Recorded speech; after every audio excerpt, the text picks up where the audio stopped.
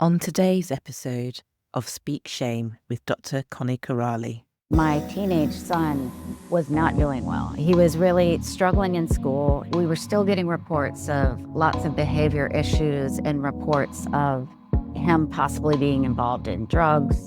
It made me start questioning everything I knew about what I thought a good mom was. I knew intellectually that it would be harmful for me to go into my shame spiral and stay there. But to do the work, to reject the shame, it's work. Before we start this episode, please be aware that it makes reference to suicide, which could upset or trigger some people. I've provided links for support in the show notes. Hello, remarkable woman.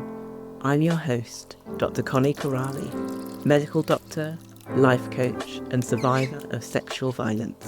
And you're listening to Speak Shame, a collection of inspiring conversations with remarkable women who have faced and overcome adversity. By sharing their stories, my hope is that you may find strength, connection, and hope in your own journey, and that shame itself loses its power.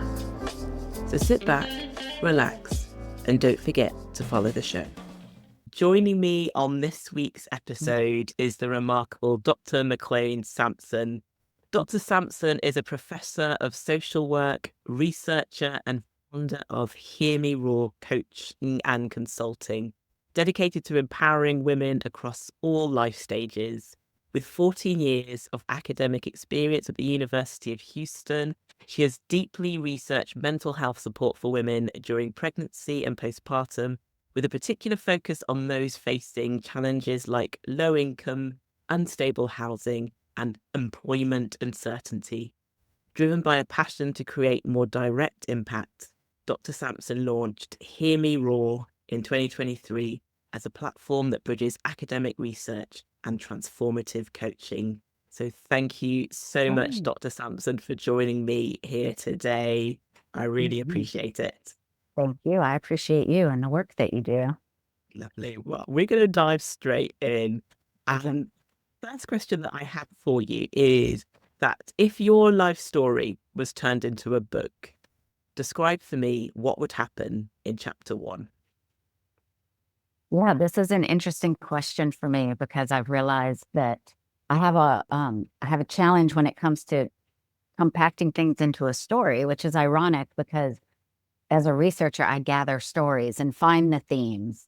But when you're living your own life, you don't really know what the theme is or what it all has meaning for. So I think in my first chapter, it would be, you have to go to my childhood where I was an only child of parents who were divorced when I was 1 year old.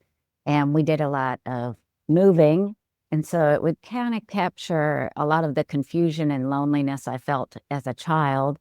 And I was also growing up in addiction. I didn't really realize that my parents both were alcoholics. And so it was a struggle for me to find my voice, to trust my voice. And that has played a theme through my whole life. So yeah, I think it would be that first chapter of kind of the darkness and the confusion that you feel when you don't really have the external support you need to help build up that internal sense of knowing. Oh, thank you for that. Thank you. And I wonder as well then, talking about those sort of early years, what was your journey that sort of led you into the work that you're doing now, professor of social work, researcher, and then also now your coaching and consulting business? Yes. Yes. So I knew I always wanted to help people and especially women. I think at a young age, growing up with a single mom, I saw she and her friends really commiserating a lot about feeling disempowered. They weren't calling it that, of course, but feeling like they didn't really have a lot of agency in their own lives. And I swore to myself at a young age that I would never lose myself. They always talked about they had lost themselves. And I would stay very committed to my own dreams and goals. So for those of you who have had children, you know that that goal where you're so supportive of yourself and very focused on your own goals, it really kind of gets flipped on its head when you have children. So I knew I wanted to help people. I did what it takes as far as going to all the school, all the graduate school. And then in I think it was my first year of my doctoral program, I got pregnant and was not planning that pregnancy. And I ended up staying with the person who I got pregnant with. And we just figured we'll figure it out. And that just going through that process of the massive identity transformation that happens with pregnancy and then having a child and going through that and going through the medical system, which in the US is very disease based. And so they don't really access how you're feeling, what's going on with your identity, anything other than how you're doing physically and if you're keeping the baby safe. So that's when my passion for maternal health was born, was when I was pregnant and feeling like, wait a minute, why is nobody checking in on the mother? The mother is the vessel. They're telling me that what I eat is going to affect my child, but certainly how I think and my mood will affect my child. So that's kind of how it was born. And so when I started my academic career, and even in my dissertation, I focused on maternal mental health. And my dissertation was actually looking at interviews among women who had had a baby within 48 hours and asking them, there were so many questions. It was part of a bigger study. And I zoned in on the questions that reflected their levels of stress and their levels of support. And the women were feeling very scared. They were feeling highly stressed, even within 48 hours of having a child. And there weren't really a lot of supports other than like federal aid. They kind of knew about where to get money, but there weren't built in social and emotional supports. So then that kind of launched me into my academic career where the research I did is all around I built this intervention that was a home visiting intervention that we don't have in the US. We don't routinely do home visits like they do in the UK. So building a home visit where people would go out and screen low income moms for depression and then do an intervention with them if they consented that involved just learning how to do some problem solving, and it helped increase their self-confidence. And they reported that one of the most helpful things was just having somebody to talk to, having a witness. And I think that's one of the themes too in my research. And then what I've gone through personally as a mother is the importance of having a witness to your mothering experience. And how I got into coaching was actually because I just was feeling this growing dissatisfaction with my job as a professor. And I couldn't understand it because I was like, I've done everything I said I was going to do. I got the job, I got my tenure. I did what I'm supposed to do. I've got these programs that are helping moms. So why do I feel so disconnected and dissatisfied? So about coaching just called to me. Honestly, it was hearing one of the women I think is remarkable and inspirational, Martha Beck, talking about she had a coaching program. And I was like, let's see what this is. And as soon as I went down that coaching path, I knew that that's what I was called to do. And that's how I want to help women. I obviously have a big passion and a lot of expertise for moms. But as my kids are older, I notice like you're still a mom. You're still affected, even though it's not in that first week postpartum. The demands are still real. So now I'm still a professor and I've got my coaching business and I love it because it really allows me to make a more direct impact because I think women really need to be listened to. And it takes us a while to identify what's the real problem, what's really going on, where's that disconnect, and helping kind of build up that internal capacity, as I call it. So that's how I got into coaching. Mhm. Yeah, that's so fascinating. And that journey that you've described is just so interesting to hear that all that amazing work that you did, and you really summed it up well when you were saying, actually, I still felt that there was this disconnection. And I loved how you then realized after working with sort of Margaret Beck that coaching was the passion that you then went towards and the impact that you're having there. And I wonder how your journey has taught you about yourself and your own journey as a mother. Well, thank you for that.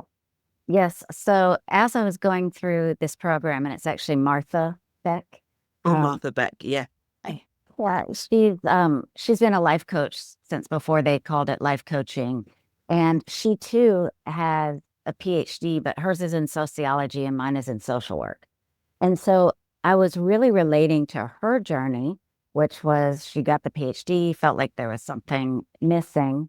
And so I was feeling something was missing. And then trying to figure it out. And we kept talking about my job, but something that was happening in parallel that actually cracked my world wide open was my teenage son was not doing well. He was really struggling in school. He had been kicked out of two schools, and now we had him in the third school, and we were still getting reports of lots of behavior issues and reports of him possibly being involved in drugs and just being very disruptive. So disruptive that literally three schools asked him to not come back within the range of 3 years.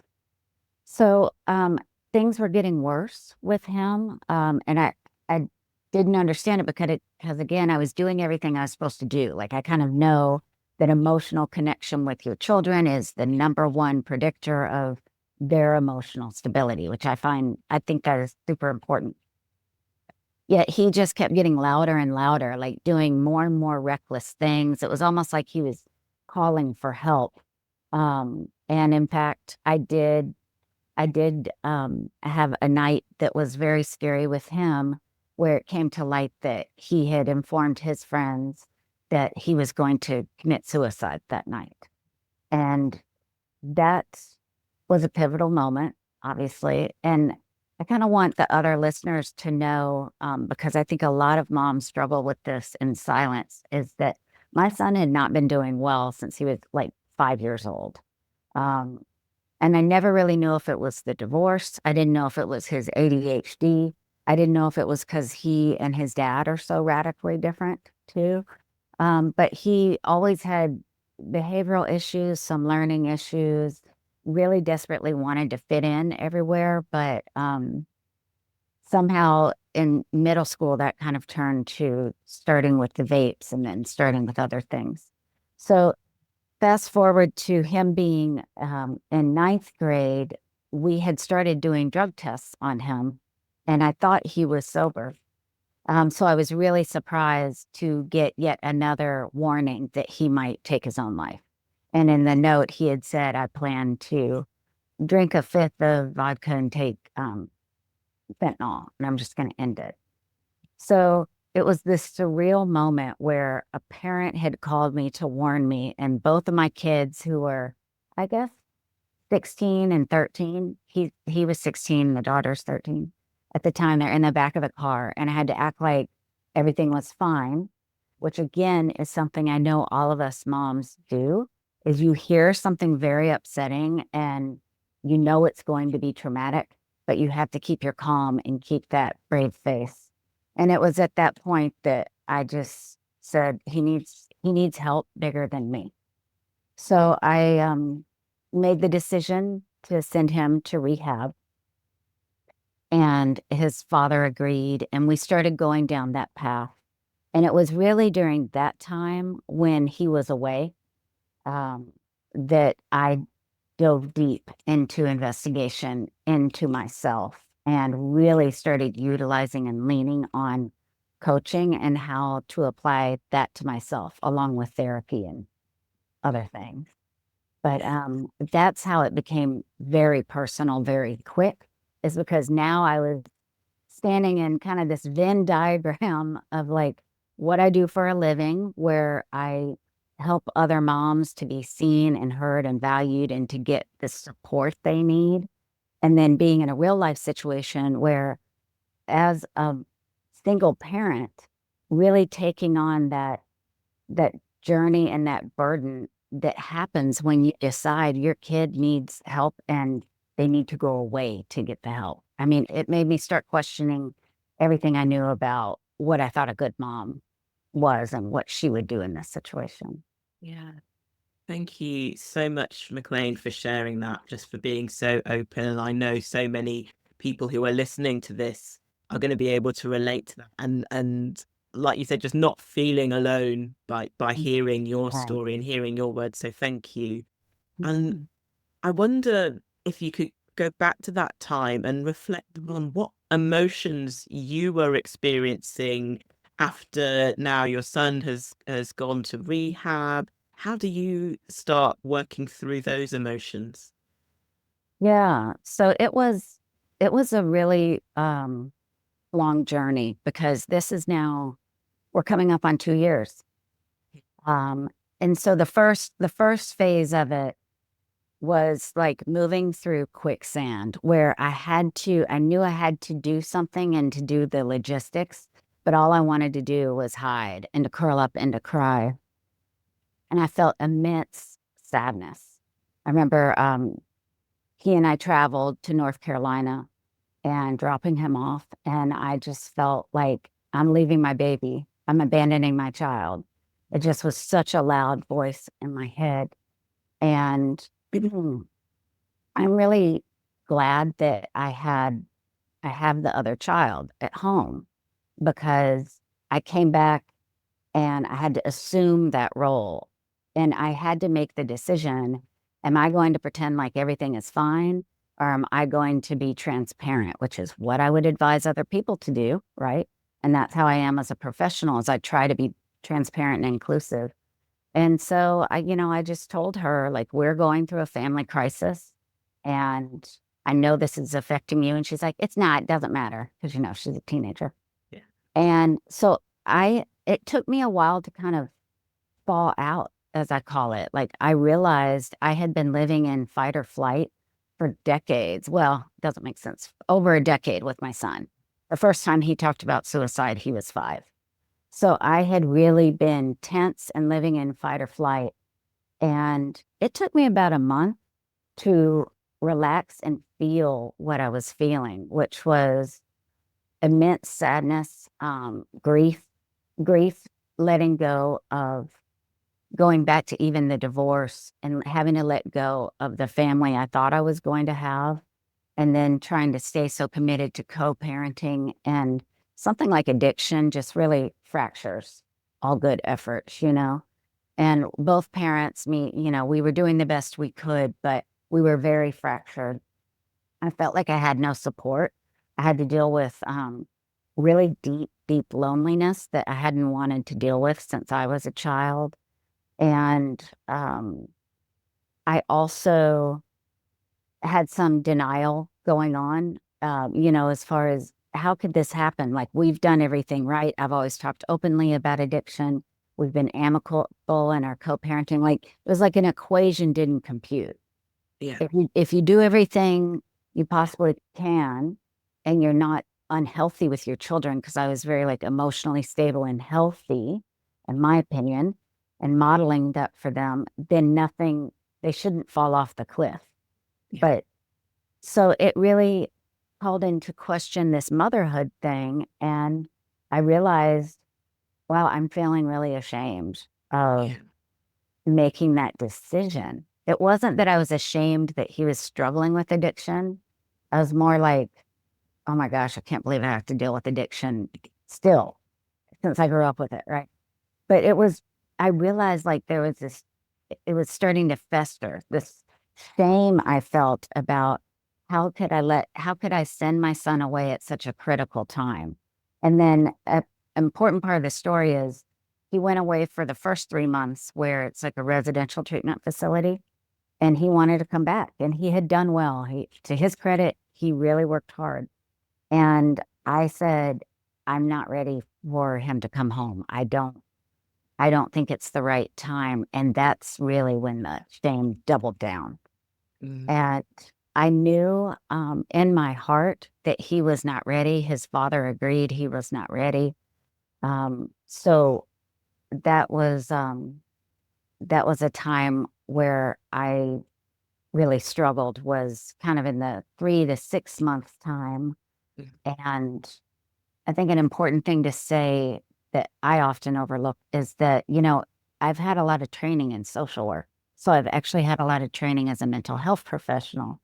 And I knew intellectually that it would be harmful for me to go into my shame spiral and stay there. It would actually hurt myself and my family more, and it could possibly jeopardize his wellness. And I knew it intellectually, but to do the work to reject the shame it's work. It is not just hoping it will go away. It's actively confronting thoughts. It's really feeling the feelings of sadness, loneliness, embarrassment. I was embarrassed. Everybody else's kids are doing great at school. Everybody's talking about high school graduation. My son never had a high school graduation, you know. So I think that that's one thing I really wanted to highlight is just intellectually, you might know like this is not okay, but it takes a lot of grit and determination to do the work to face it and say, you're not going to fester and manifest in me. Yeah, yeah, yeah. Thank you. That kind of leads me on really to the next question, where if there are listeners who are going through something similar to what you've described, and maybe they're feeling just completely weighed down by shame, what would your advice be to people as to actually what practical steps they should be taking to help themselves? Mhm. Yeah, I think that, you know, coaching has taught me this one is that when you are feeling guilty and you're feeling ashamed, there's a should on the other side of it. So I think it's really important to be radically honest with yourself and to have the self-awareness to notice, wow, I'm really thinking I'm a bad mom. A good mom would never do that. A good mom wouldn't give up on her kid. Wow, I'm starting to think I gave up on him. That's so weird. I think I gave up on him even though my whole life revolved around keeping my son safe. So and I think the self-awareness and being honest with yourself and realizing that shame is actually it's very harmful to yourself and to others. And in fact, I've listened to a coach for a while who would talk about shame being an indulgent emotion Mm. and that you can really let it wallow and it can start to feel like it's a safe thing for you to hold on to that feeling, but it's actually dragging you down. It's an absolute anchor that will drag you down and keep you from your best resources, which is your own intuition and having that clarity and peace of mind to say, okay, what's going on here and what needs to be done. It keeps you in a very reactive space. So my advice is like if you are going through, if you're witnessing in your partner or your children, something that you're really judging a lot and that you're feeling ashamed of and you're feeling scared of, like I spent a lot of time just being terrified he was going to hurt himself or hurt others, is that shame is actually not serving you. I think that's what I want people to do is like name it to claim it. It is shame. And then kind of assess as like a third person observer what the situation is, what's going on. Because that's what enabled me to say, this is bigger than what I can do. My shame was keeping me really attached to, I have to fix it.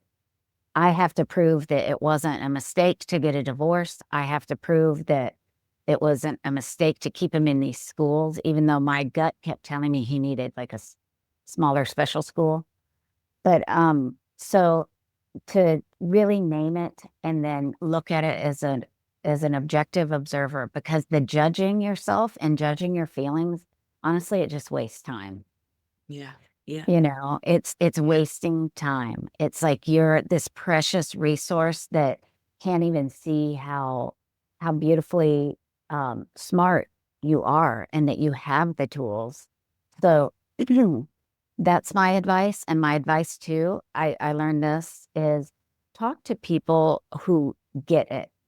And what I mean by that is I spent years of my life talking to other parents about how my son was doing. And they would always recommend like, oh, he needs to get in more sports. Why don't you make his dad get more involved? If his dad did this, and dad did, I have no control over his dad, first of all. I don't know why people think divorced people have control over your co-parent. That's the whole reason you're divorced. They don't want you to control them anymore.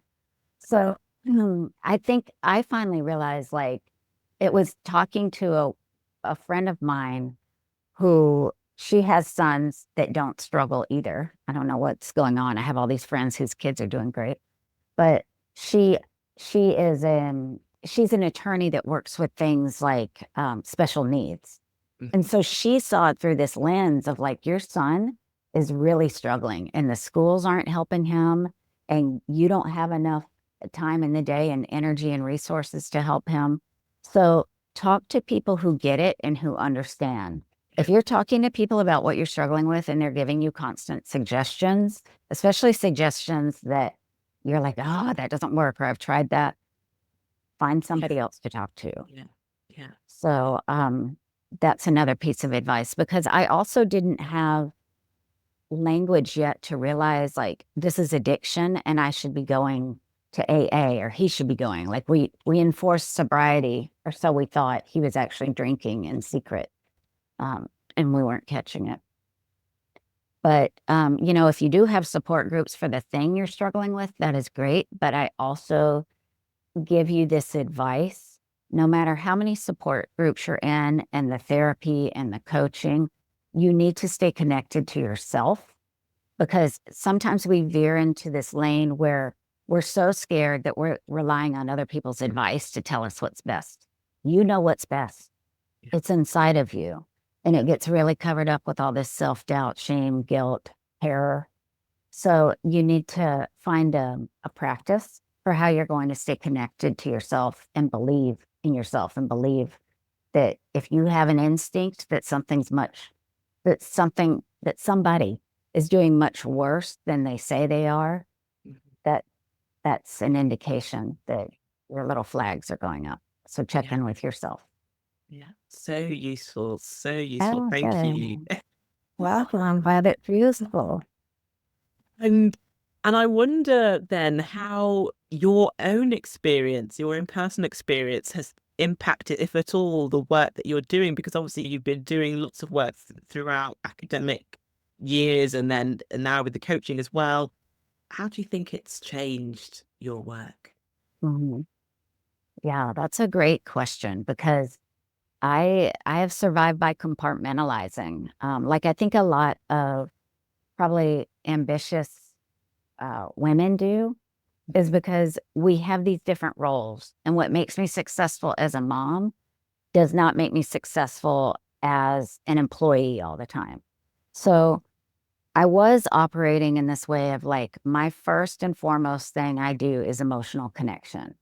I try to be present with people, and I do it at work and I do it at home. But it wasn't really working at work because I kept getting taken advantage of. In my own leadership role, I was being like usurped. And then at home, I think it was a lot of what saved my son was me being so connected with him and trying to intervene early instead of waiting, or instead of giving up, which I think a lot of parents do. And I understand now why they give up, because it's very, very hard, financially, emotionally, and all of that. So now it's interesting because it started with me being this pregnant woman who was like, this is not how my life's supposed to go. I'm supposed to be like this kick-ass career woman, and here I am pregnant and can't think straight in my first semester of graduate school. So my passion was born out of not being heard and listened to and checked in with. And then I created these programs so that women and the moms could feel supported, and then did a lot of research to kind of prove that, yes, that's the fundamental thing, is our systems and our relationships really silence women's wisdom. And then you end up abandoning yourself. And so what happened was through going through this process with my son and starting to write about it and then really being pushed. My boundaries were always so pushed and having to start fighting for myself. I developed this, it became a framework. I didn't even know it was going to be a framework, but I call it savage self-care. And that is going to be the thing that bridges the two worlds, I think, is because I always knew that you have to fight really hard for your own mental health. And now I know that you have to really savagely take care of your mind and your body and your spirit, no matter who it inconveniences, no matter what the timing is. You have to find a way to do that because we as women are really innately givers. So if I am not keeping myself rejuvenated and full, if I am not able to be my best self, then I end up abandoning myself when I'm trying to mother and when I'm trying to lead. And it's hurting yourself. It creates just more self-doubt. So to tie it all together, in my research, I would measure depression and I would also measure self-efficacy, which is like the amount to which you believe in your own capabilities. And I always had this theory that like your self-efficacy takes a big hit when you're a new mom because you don't know what you're doing and people are telling you what to do all the time and da da da. But now I have my own personal experience of that, right? So it's like, it's interesting because I had all this academic research on it. And now I'm like, I had to get really as well as possible so I can support my son being as well as possible. And I can support my daughter recovering from growing up in that, where he bullied her a lot in the same house, you know? And I had a lot of guilt and shame about that. So I think this savage self-care will be the thing that I'm doing in coaching. It's the thing I've written a book about. It'll be trying to figure out how to apply it academically. And what it boils down to is being self-aware and figuring out what things feed your soul. That is what self-care is. You can get manicures, pedicures. I love getting my hair done, all that stuff, but it doesn't make my soul feel better. You know, that's where journaling and yoga and practicing how to communicate my feelings in a way that's not blaming and shaming and how to have boundaries and how to have boundaries with your own kids. That's really difficult. It's real difficult to it goes beyond saying no. It's not just a no. So that that's the thing I will be tooting the horn about is this savage self-care, what it means and how to do it and why it matters. Because in research, as you know, and with these higher ed degrees, you have to prove why something matters. Even though you're personally experiencing it, we have to prove why savage self-care is a good antidote to feeling shame and self-doubt and guilt. Yeah. Oh, do you know, I'm just envisioning now the listeners hearing you talk about this and talk about it so passionately and just thinking, I really want to work with Dr. Sampson. Yes. How can people get in touch with you and work with you? Yeah. So I do have a website that is all related to my coaching and or consulting, and that's hearmeroarcoaching.com. And I also am on Instagram and LinkedIn, and I'm big on accessibility. I love coaching. I think one-on-one coaching, it's absolutely transformational. But I also wanted something really accessible. So I have an online group coaching program that you can sign up for if you DM me, like if you message me on LinkedIn at Hear Me Roar Coaching. I'm sorry, yes. LinkedIn is my name, McClain Sampson. The Instagram is at Hear Me Roar Coaching or the website hearmeroarcoaching.com. You can send a message through all of those and I can connect you to our year-long transformation program and you just join as a group and it's free your first month and then it's only $20 each month. And what I do there is I talk about the specific things and kind of principles of how to deeply care for yourself. So this month we're talking about effective communication, and I always have one open coaching session where I can help people just get real clear on what their problems are and their feelings around it. And then the second session of the month, I teach about the principle and we practice how to implement it. So how you can have this little framework that I do all the time to communicate how I'm feeling and ask for what I need without it blaming or sounding like my opinion or sounding critical. And we can't control what other people do. The whole point is, if you are somebody that really wants to get the most out of life and you do personal development, then things like the coaching and the workshops gives you the tools to do that so that you can be resilient. When I ask for what I need and the other person is like, I don't care, and they don't do it, I'm still okay because I asked for what I need. Yeah. I'm gonna all of those details are gonna be in the show notes because What? I'm sure there's gonna be a lot of people who will want to work with you. And I wonder, as we kind of approach the end, what do you feel would be the main thing you would want listeners to take away from hearing your story, hearing your experience? Yeah, I think that being being honest about who you are. We're born with an innate sense. The phenomenal woman I refer to, Martha Beck, the coach, she says we have an essential self and a social self. So my my recommendation is do the work to be your essential self. And that takes radical self-honesty and self-awareness, because when you're not, we get separated from who that person is, and that starts causing the guilt, the shame, depression, anxiety. And yes, it is harder to be honest with yourself. It's harder to keep yourself accountable. It's hard to feel feelings that you don't want to feel, but it is the absolute pathway to happiness and peace and living your life in integrity with yourself.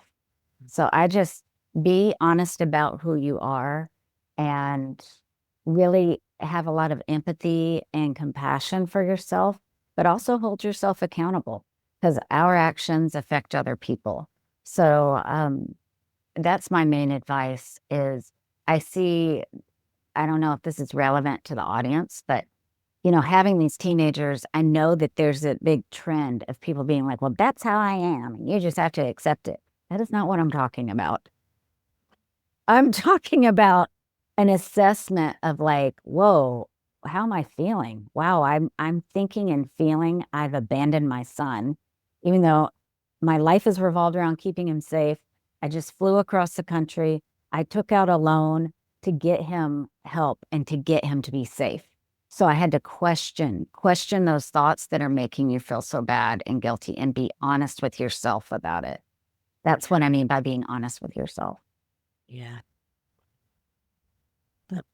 And just finally, I know you've mentioned Martha Beck, but I'll ask this question anyway. If you had to name one remarkable woman who has inspired you, who would it be and why? Well, I think actually I'm always inspired by women, but right now what I'm going to say is my mom. Because my mom grew up at a time where it was absolutely not safe to express your feelings, and grew up in a family that said it's not safe, and if you do express your feelings, you'll get spanked, you'll get exploded upon. So she wanted me to be so expressive. She encouraged that. And at the same time, she didn't really have the tools to handle how expressive I am, because I've always said how I feel.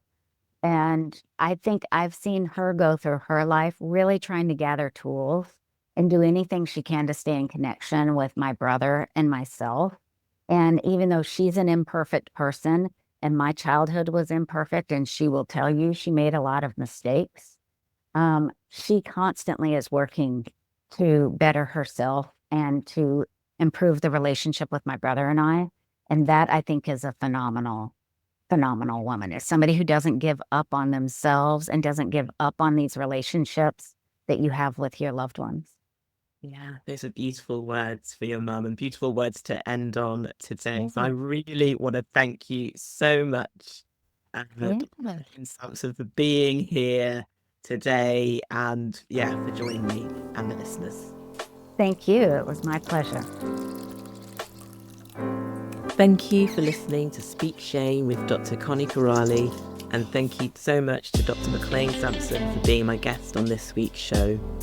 Please take a look at the show notes for information on Dr. Sampson's social media handles so that you can connect with her. If you'd like to join the community, head over to @Dr. Connie Corrali or @Speak Shame on Instagram, or join the private group Speak Shame with Dr. Connie Corrali on Facebook. And finally, don't forget to subscribe to the podcast to get a new episode when Series 2 is released in the summer. Until next time, take care.